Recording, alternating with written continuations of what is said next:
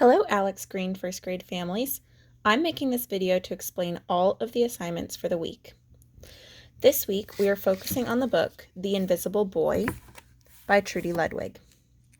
This book is a great one for teaching character traits using key details. To teach this, we are asking that all students listen to the read aloud that we have posted on our first grade YouTube channel.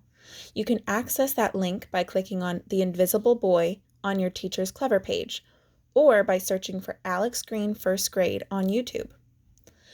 After listening to the story, students will fill out a graphic organizer about the main character, Brian. You can draw this out on a piece of paper at home. On the left-hand side, label the column Brian, and the right-hand side will be labeled Example. Our goal is for students to be able to list a character trait about Brian and to justify their answer using text evidence. For example, I have listed that Brian is kind. I justified my answer by pointing to a time in the story when Brian was kind. We are expecting students to think of 3 different traits and 3 examples from the book. Students will also produce a persuasive writing piece about the invisible boy using the prompt, "Which is worse, being laughed at or feeling invisible?" This is a question that Brian asks in the story. Students should write 1 sentence with their opinion, and then write 2 additional sentences explaining why they feel that way.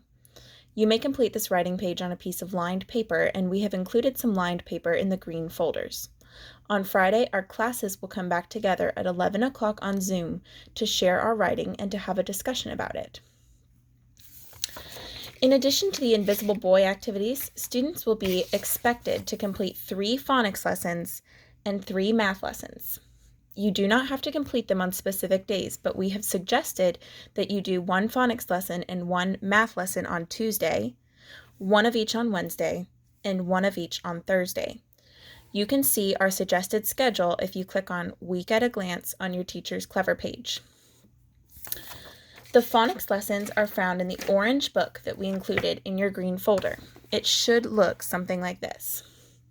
For the first lesson, please have your child read the story Groundhogs, which is on page 167 in this book. For the second lesson, students will reread Groundhogs on page 167, and then they will complete the questions for the story on pages 77 and 78. Finally, on day 3, students will complete worksheet 19.1, which is on page 89.